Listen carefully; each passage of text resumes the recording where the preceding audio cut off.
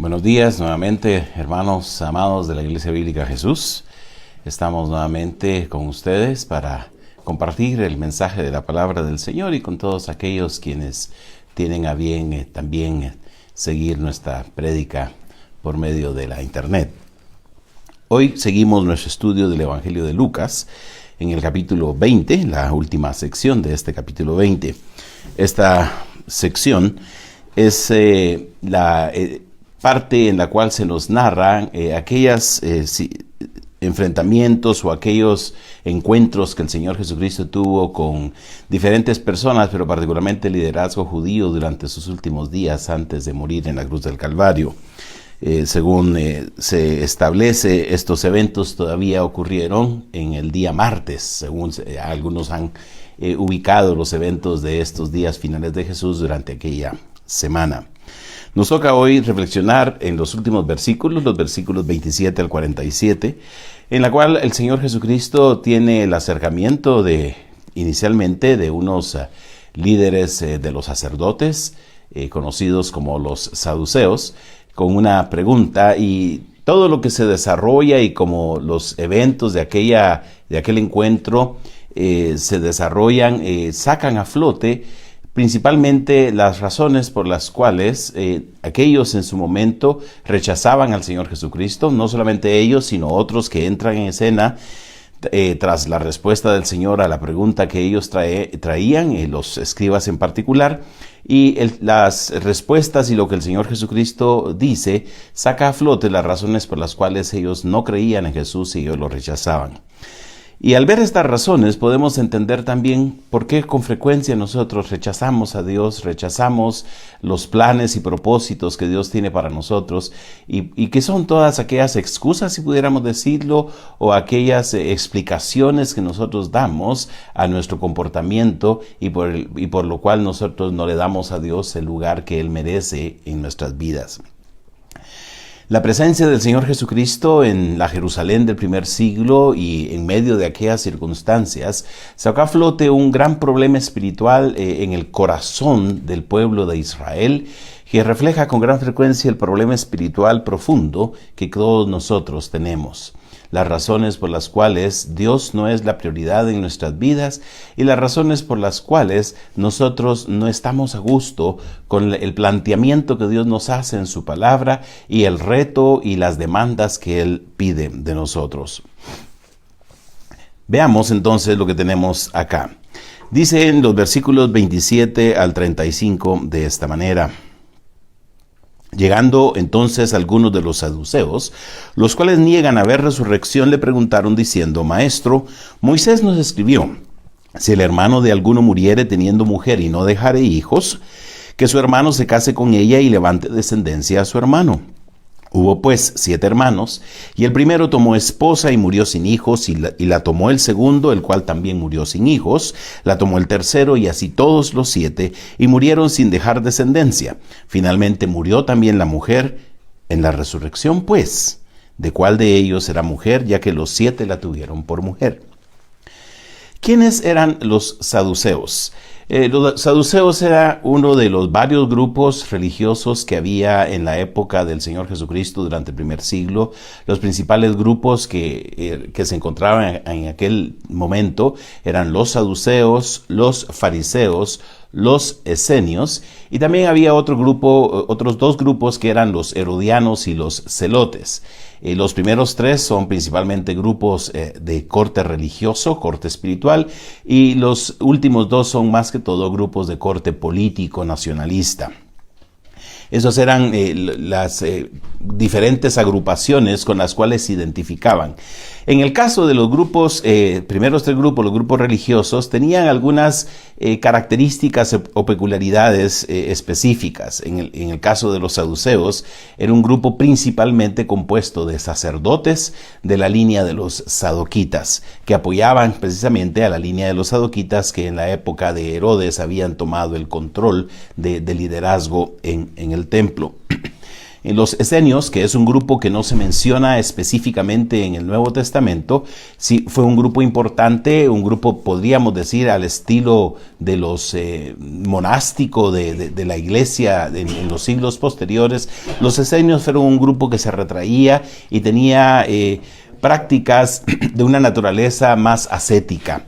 Dedicados precisamente a separarse de las circunstancias del mundo a su alrededor y en la búsqueda de los propósitos de Dios para su vida y cómo traer el reino de Dios de alguna manera.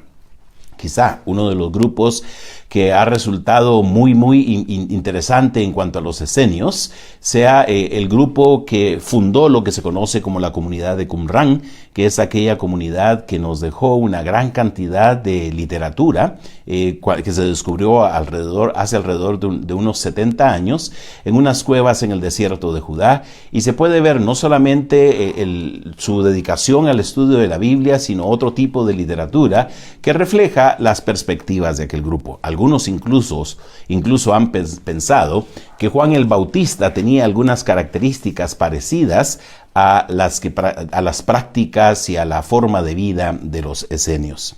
El otro grupo son los fariseos, de quienes el Nuevo Testamento habla abundantemente y que nos los presenta juntamente con los saduceos como aquellos quienes de alguna manera intercambiaron palabras, experiencias y situaciones con el Señor Jesucristo. Un grupo que se menciona particularmente en el Nuevo Testamento, que son los escribas, principalmente los escribas, quienes se dedicaban al estudio, compilación, copia de la ley, eran principalmente fariseos. ¿Cuáles eran algunas de las peculiaridades de los saduceos, a quienes en primer término se nos presenta acá en este pasaje? Quienes principalmente eran sacerdotes. En cuanto a su pensamiento o su ideología, tenían algunas características. Primeramente, ellos únicamente tomaban como palabra autoritativa de Dios lo que nosotros conocemos como el Pentateuco, que en la Biblia hebrea se conoce como la ley o la Torá. El resto del Antiguo Testamento para ellos no tenía valor de autoridad, es decir, ellos no consideraban ni la sección conocida como profetas ni la sección conocida como escritos como fuente de autoridad. Además de todo esto, rechazaban todas las tradiciones que los fariseos tomaban como de mucha importancia, todas aquellas enseñanzas que habían ido acumulándose a lo largo del tiempo, de los siglos, y que llegaron en algún momento a compilarse en lo que nosotros conocemos hoy como la Misná y el Talmud. Los saduceos, por su parte, rechazaban todas estas enseñanzas como de carácter autoritativo. Para ellos lo único que tenía valor era el Pentateuco, la Torá, la ley. Pero aparte de esto, tenían algunas creencias específicas, de las cuales una de ellas resalta en este pasaje. Por ejemplo, ellos no creían en la resurrección de los muertos, tampoco creían en los ángeles ni tampoco creían en el espíritu. Estas últimas dos características las particulariza el escritor judío del primer siglo conocido como Josefo. En el Nuevo Testamento lo que resalta precisamente es su rechazo de la enseñanza de la doctrina de la resurrección. Así que ellos, rechazando esta enseñanza que en el Antiguo Testamento no es muy clara ni tan obvia, quizá el pasaje más claro y específico del Antiguo Testamento está en el libro de Daniel, capítulo 12, versículo 2, que precisamente habla de la resurrección futura y la resurrección de los muertos. En aquel versículo de Daniel 12:2 se dice muy claramente y específicamente de esta manera: y muchos de los que duermen en el polvo de la tierra serán despertados, unos para vida eterna y otros para vergüenza y confusión perpetua. Como algunos estudiosos piensan, ese es el versículo en el cual la enseñanza y la doctrina de la resurrección queda más clara en todo el Antiguo Testamento. Pero hay que tomar en cuenta que para los saduceos, el libro de Daniel, que se encontraba en la sección conocida como los escritos en la Biblia hebrea, no tenía ningún valor de autoridad, ya que ellos únicamente consideraban como autoritativos los primeros 5 libros de la Biblia, los del Pentateuco. Así que ellos niegan la resurrección. Pero ¿por qué es algo importante? Si tomamos en cuenta la prédica del Señor Jesucristo, el mensaje del Evangelio y las consecuencias que hay cuando se rechaza el mensaje del Evangelio del reino que el Señor Jesucristo estaba predicando, se habla de un juicio por parte de Dios para las personas. De esa manera que si se rechazaba la resurrección, se rechazaba también el concepto de un juicio. De manera entonces que ellos, si no aceptaban los saduceos el mensaje del Señor Jesucristo, era porque consideraban las enseñanzas del Señor Jesucristo como sin valor alguno en cuanto a las implicaciones que tenía para un juicio futuro, sino que para ellos realmente la vida consistía en lo que se estaba viviendo en el aquí y en el ahora. Esto va a resaltar una de las razones por las cuales nosotros tendemos a rechazar a Dios y tendemos a rechazar al Señor Jesucristo y el mensaje del Evangelio. Nuestra incredulidad. Podríamos decir que los saduceos eran los escépticos del primer siglo, aquellos que rechazaban todo lo que no podía comprobarse, todo lo que era metafísico, todo lo que estaba más allá de lo que nosotros podemos percibir con nuestros sentidos. Ellos lo rechazaban en su negación de la resurrección, en su negación de la existencia de los ángeles, en su negación incluso de la existencia del Espíritu. Los saduceos eran muy similares a los escépticos, a los agnósticos, incluso a los ateos de nuestra época. Y en ese rechazo que tenemos, en esa negación de aceptar todo lo que sea de alguna naturaleza espiritual y hable en cuanto a una vida futura y un juicio en el futuro, simplemente se rechaza. Y esa es una de las razones por las cuales mucha gente rechaza el mensaje del Evangelio, porque lo considera algo que es iluso, que habla de una vida que realmente no tiene consistencia y no tiene realidad, que habla de una situación futura que no tiene ninguna importancia para nosotros. Seguramente conocemos nosotros aquella expresión que dice que el cielo o el infierno lo tenemos en esta tierra mientras vivamos en esta vida. De suerte que lo que nosotros hacemos en esta vida es realmente lo que importa. Lo que disfrutamos en esta vida es realmente lo que importa. Y al final de cuentas, no tiene ningún valor todo lo que hablemos de una vida después de la muerte, porque al final, cuando nosotros morimos, todo termina en el sepulcro. Cuando morimos, ahí se termina todo. Esa falta de aceptación de la revelación de Dios, que claramente nos enseña que hay una vida después de esta vida, nos lleva precisamente a rechazar el mensaje del Evangelio. Y aquellos hombres vienen con el Señor Jesucristo con un argumento hipotético que para ellos ponía por los suelos el concepto de la necesidad de la resurrección. Si realmente lo que importa es nuestro nombre en esta vida, y uno de los principios importantes en el Antiguo Testamento, particularmente en el libro de Deuteronomio, en cuanto a la necesidad de preservar el nombre de alguien que moría sin hijos, de suerte que la única forma en la cual alguien podía mantener su memoria en esta vida era por medio de los hijos. En el capítulo 25 de Deuteronomio, versículos 5 al 10, se establece lo que se conoce como la ley del levirato. ¿En qué consistía esta ley? Que si alguien, un varón, moría sin hijos, su hermano tenía la responsabilidad de tomar a su mujer y tener un hijo con ella, que vendría a ser legalmente hijo del fallecido, hijo del difunto, para poder mantener la memoria. Hay algunos ejemplos claros de esta situación en la Biblia, aunque es anterior al establecimiento de la ley de Moisés. El ejemplo de los hijos de Judá y Tamar, la esposa, quien es al morir el primer hijo, el segundo lo toma, pero no queriendo dejar un nombre para su hermano, él se niega a tener un hijo con ella. Y el otro ejemplo quizá más loable es el ejemplo de la historia de Ruth, en el libro de Ruth, como el esposo de Ruth, que había muerto sin hijos, es redimido su nombre por Booz cuando la toma a ella por esposa y levanta el nombre de aquel que había muerto. Así que los saduceos vienen con una historia hipotética al Señor. Le dicen, mira, había 7 hermanos. El primero de ellos se casó, pero murió antes de tener hijo, de manera entonces que siguiendo, podríamos decirlo, la ley del levirato, el segundo viene y toma a la mujer para levantar el nombre del hermano, pero también muere sin tener hijo, y así el tercero, y finalmente los 7 mueren todos sin hijo alguno. Pero el punto aquí es, si hay resurrección, como tú dices, en la resurrección de los muertos, ¿de cuál de estos va a ser esposa, ya que fue esposa de los 7 en vida? Ellos veían esto como un problema sin poder resolverse y que complicaba realmente la necesidad de la resurrección, porque al final de cuentas lo que valía era la vida en la cual nos encontramos. Aunque no lo dice en la respuesta del Señor Jesucristo como nos lo narra el Evangelio de Lucas, en la narración del Evangelio de Mateo, de la misma situación, el Señor Jesucristo le responde a aquellos que ellos erraban por su desconocimiento, por su falta de interpretación, por su falta de comprensión de las Escrituras. El Señor, en la respuesta que da en el Evangelio de Lucas, les dice de esta manera: entonces respondiendo Jesús les dijo: los hijos de este siglo se casan y se dan en casamiento, mas los que fueren tenidos por dignos de alcanzar aquel siglo y la resurrección de entre los muertos, ni se casan ni se dan en casamiento, porque no pueden ya más morir, pues son iguales a los ángeles y son hijos de Dios, al ser hijos de la resurrección. Pero en cuanto a que los muertos han de resucitar, aún Moisés lo enseñó en el pasaje de la zarza, cuando llamó al Señor Dios de Abraham, Dios de Isaac y Dios de Jacob, porque Dios no es Dios de muertos, sino de vivos, pues para Él todos viven.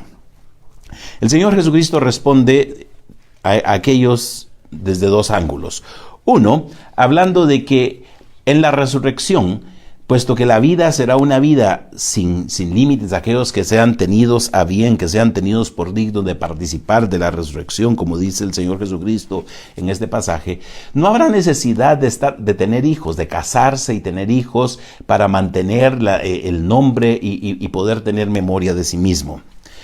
Aunque el Señor Jesucristo entra a hablar de algunas explicaciones que resultan un tanto confusas para entender el estado, podríamos decir, de la gloria o el estado de resurrección, lo que el Señor Jesucristo deja claro es que ya no habrá necesidad del matrimonio como lo vemos hoy en día para poder crear descendencia, que es uno de los mandamientos que el Señor dio desde el Génesis, cuando el Señor creó al varón y a la mujer.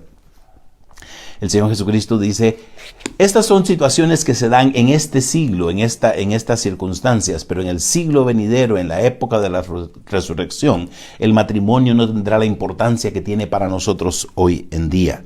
Por otro lado, el estado de aquellos que resuciten será un estado similar al estado de los ángeles. No es que nos convirtamos en ángeles, sino que nuestro estado será un estado como el de los ángeles, en el cual nosotros vamos a ser considerados hijos de Dios e hijos de la resurrección. Y el segundo punto, que el Señor Jesucristo, el primero, aclara de que ellos no entienden la diferencia que hay entre esta vida y la vida futura.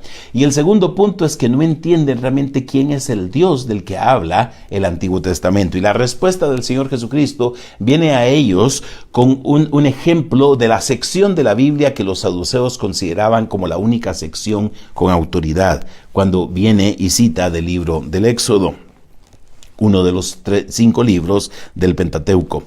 Y les dice que en cuanto a la resurrección, dice, Moisés da un testimonio claro de esto en el evento de la zarza ardiendo en el capítulo 3 del libro de Éxodo, cuando llama a Dios, Dios de Abraham, Dios de Isaac y Dios de Jacob. Lo que el Señor Jesucristo dice, siguiendo una forma de argumentación muy usual entre los rabinos, que probablemente para nosotros resulta un tanto extraña, lo que el Señor dice es que si se le llama a Dios, Dios de Abraham, Dios de Isaac y Dios de Jacob, es porque Abraham, Isaac y Jacob todavía están vivos para con Dios. Y en la realidad así están, puesto que Dios no es Dios de muertos, sino es Dios de vivos.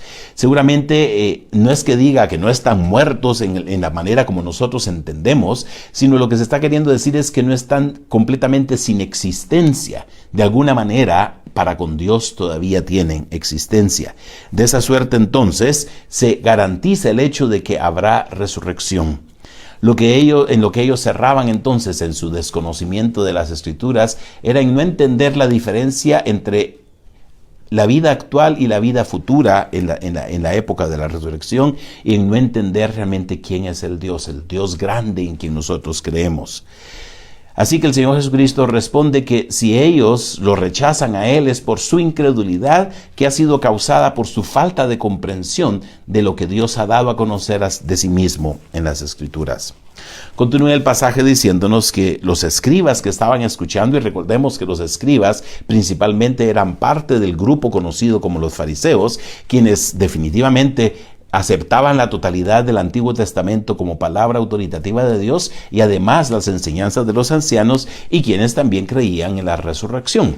Es interesante que en el libro de los Hechos el apóstol Pablo utiliza esta diferencia entre fariseos y saduceos como una forma de causar una confusión entre ellos en un tiempo cuando lo están acusando.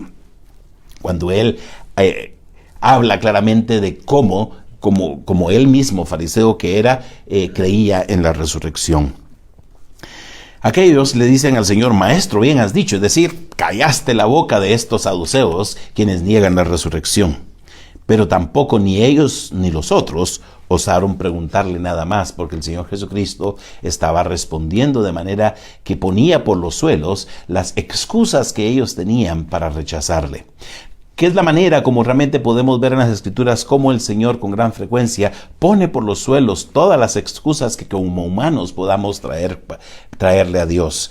Las excusas que ponemos de la falta de, podríamos decir, de lógica en lo que Dios hace, de lo que ocurre en este mundo, cómo mucha gente pone de excusa el sufrimiento que hay en el mundo, cómo pone de excusa la injusticia que hay en el mundo, cómo pone de excusa para creer en un Dios de amor la desigualdad, el sufrimiento y la maldad que hay acá, sin entender que realmente eso no es falta del amor de Dios, sino que eso es como consecuencia de nuestra propia maldad y de nuestro propio rechazo de Dios. Y eso es lo que el Señor Jesucristo le plantea a aquellos. Si ellos lo rechazan es por su incredulidad, porque ellos solo le han puesto excusas a Dios. Ahora bien, al otro grupo que ha salido ya a escena, que son los escribas, el Señor Jesucristo les dice lo siguiente. Entonces les dijo: ¿cómo dicen que el Cristo es hijo de David? Pues el mismo David dice en los Salmos: dijo el Señor a mi Señor, siéntate a mi diestra hasta que ponga a tus enemigos por estrado de tus pies. David pues le llama Señor, ¿cómo entonces es su hijo? El concepto general que había en el primer siglo es que el Mesías sería hijo de David, un heredero de la línea davídica que vendría a establecer el reino que había sido suspendido, y el anhelo de ellos era que viniera ese Mesías, a quien veían simplemente como un Mesías humano, a restituir y restablecer la condición nacional del pueblo de Israel. Debido a que el Señor Jesucristo, quien él mismo es llamado hijo de David, por ejemplo, en el capítulo 18, por aquel ciego cuando va pasando por la ciudad de Jericó, y se había presentado a sí mismo claramente desde el principio del Evangelio de Lucas como aquel que habría de sentarse sobre el trono de su padre David, ellos no habían visto en el Señor Jesucristo el que podría cumplir sus expectativas del Mesías, el Mesías comprendido únicamente como un líder humano que vendría a responder y satisfacer sus anhelos y sus deseos en cuanto a el orden de la vida en este mundo. El Señor Jesucristo les dice: muy bien, si se considera que el Mesías es hijo de David, ¿cómo es que en el Salmo 110 David mismo le llama Señor, le llama Dios? Lo que se deja ver ahí entonces por la cita que el Señor Jesucristo hace del Salmo 110 es que el Mesías mismo, aun siendo hijo de David, el Señor Jesucristo no está negando que el Mesías debía ser hijo de David, pero es alguien superior a David porque es Dios mismo. Y lo que está dejando el Señor de saber por medio de estas palabras a los escribas es que si ellos lo estaban rechazando a él es porque únicamente estaban esperando respuestas en cuanto a esta vida y en cuanto a sus planes y propósitos mundanales y terrenales. El Señor Jesucristo dice que el reino que él les estaba ofreciendo iba mucho más allá que únicamente satisfacer sus anhelos nacionalistas, sino que iba en relación con el establecimiento de un reino que hablara de la justicia de Dios y el cambio de la vida y el corazón de los hombres. Ese era el reino de Dios del que habían hablado incluso los profetas del Antiguo Testamento. Cuando se habla en profetas como Jeremías y Ezequiel del nuevo pacto que Dios va a establecer con el pueblo, habla de ese nuevo corazón y la ley escrita, no en tablas de piedra, sino en los corazones. Es decir, en la disposición a responder a Dios y obedecer a Dios y vivir para con Dios. Y de alguna manera es lo que el Señor Jesucristo ofreció a sus discípulos y nos ofrece a nosotros cuando habla de que su Espíritu va a venir a vivir a nosotros y va a regenerarnos y cambiarnos y hacernos nuevas criaturas cuando creemos en Él. Nuestra perspectiva terrenal resulta otra de las razones por las cuales nosotros con frecuencia rechazamos a Dios.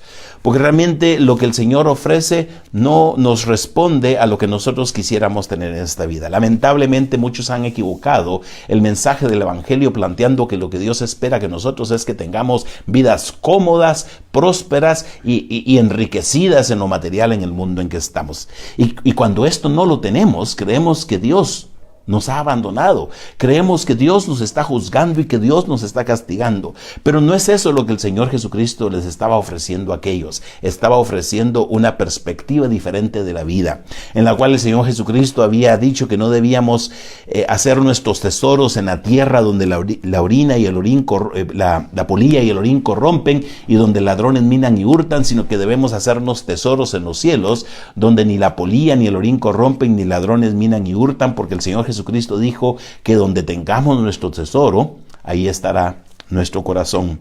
Y con gran frecuencia nosotros rechazamos a Dios, el mensaje del Evangelio y al Señor Jesucristo, porque realmente el mensaje del Evangelio no tiene nada que ver con la vida terrenal que nosotros quisiéramos tener.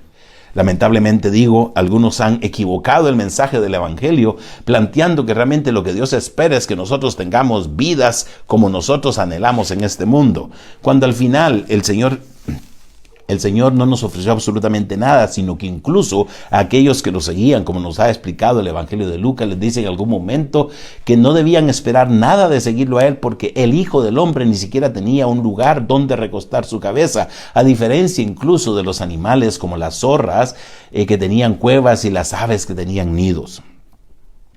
Nuestras expectativas terrenales y mundanales y nuestro anhelo de construir una vida cómoda, próspera y enriquecida en el mundo en que estamos, con gran frecuencia nos hace rechazar el mensaje del Evangelio. Y después, cuando el pueblo escucha lo que el Señor Jesucristo dice a aquellos, el Señor le dice a sus discípulos lo siguiente: guardaos de los escribas, que gustan de andar con ropas largas y aman las salutaciones en las plazas y las primeras sillas en las sinagogas y los primeros asientos en las cenas, que devoran las casas de las viudas y por pretexto hacen largas oraciones. Estos recibirán mayor condenación. Otra razón que el Señor Jesucristo resalta aquí por la cual rechazamos el mensaje, y de eso advierte a sus discípulos que se guarden de los escribas, a quienes en algún momento les dijo también que se guardaran de la levadura de los fariseos, que era la hipocresía, porque equivocaba realmente la vida espiritual y realmente se enfocaba únicamente en una apariencia externa. El Señor Jesucristo resalta aquí otra de las razones por las cuales nosotros solemos rechazar el mensaje del Evangelio, y es porque nosotros creemos que la vida que nos hemos construido, la vida espiritual y religiosa que nosotros nos hemos construido, es mucho mejor que lo que Dios nos propone. Ellos se habían colocado a sí mismos en el trono de su religión. Era una religión basada en el hedonismo o en la satisfacción personal, en el egocentrismo, de suerte que ellos lo que buscaban era la adoración hacia sí mismos y sentirse lo más importante. Le dice el Señor Jesucristo que aquellos gustaban de andar con ropas largas, seguramente ropas especiales que los resaltaban como los hombres ideales en la sociedad y la sociedad espiritual como ellos se planteaban. Aman las salutaciones en las plazas, que la gente los reconociera, y las primeras sillas en las sinagogas, porque eran para los líderes y los más importantes, y los primeros asientos en las cenas que eran muy importantes en la sociedad y para dar lugar a aquellos que realmente tenían valor y que la gente tenía que seguir como modelo. pero también que el Señor Jesucristo resalta la hipocresía de ellos porque estaban incumpliendo en su papel de cuidar a las personas más necesitadas y más frágiles de la sociedad que se consideraban como tales, como lo eran las viudas. Y dice que devoran las casas de las viudas, que podría entenderse ya fuera de que se aprovechaban del lugar que tenían de velar por los bienes de las viudas, o que tal vez exigían una hospitalidad demasiado fuerte que iba más allá de lo que las pobres mujeres viudas podían ofrecerles. Y por pretexto, dice, hacen largas oraciones. El Señor dice que lo que con frecuencia nos hace rechazar a Dios y el mensaje del Evangelio es porque realmente el mensaje del Evangelio nos coloca a nosotros no como las personas más importantes, sino realmente como aquellos que debemos colocarnos en una posición de servir. Y frecuentemente el Señor Jesucristo se lo dijo a sus discípulos, y se lo dijo particularmente con aquellas palabras, que el Hijo del Hombre no había venido para ser servido, sino para servir y dar su vida en rescate por muchos. Nuestro orgullo, nuestra soberbia, nuestra búsqueda de importancia personal es la que con frecuencia hace que rechacemos el mensaje del Evangelio. Porque el mensaje del Evangelio pide de nosotros que nos humillemos ante Dios, que nos arrepintamos de nuestro pecado y que realmente nos pongamos en las manos de Dios para que Él nos cambie y que Él nos transforme. Al punto que el apóstol Pablo en las enseñanzas de las epístolas llega al punto de decir que cada uno de nosotros debe considerar a los demás como superiores a sí mismo. Y eso es lo que el Evangelio pide de nosotros, que aprendamos a servir a los demás, a ponernos al servicio de los demás. Y por eso es que con gran frecuencia rechazamos el mensaje del Evangelio. Aquel acercamiento que tuvo el Señor Jesucristo por parte de los saduceos para poner una excusa y ridiculizar el mensaje del Señor, sacó a flote las razones por las cuales nosotros solemos despreciar, rechazar al Señor Jesús y el mensaje del Evangelio.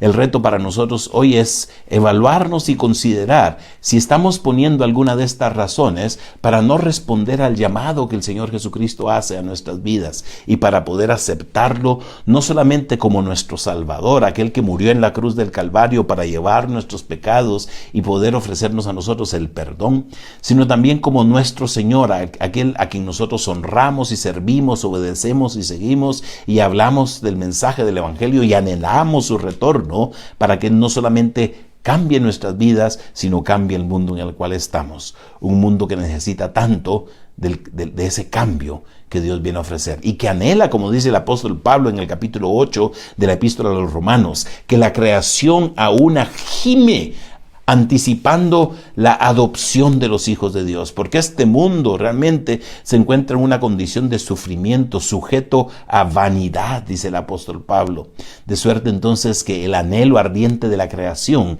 es que realmente algún día cada uno de nosotros sea cambiado y transformado, porque el cambio y la transformación que cada uno de nosotros vivirá cuando el Señor venga será un cambio que afectará a toda la creación. Y ese es nuestro anhelo. ¿Estamos poniendo alguna excusa para responder al mensaje del Evangelio, para rechazar al Señor Jesucristo?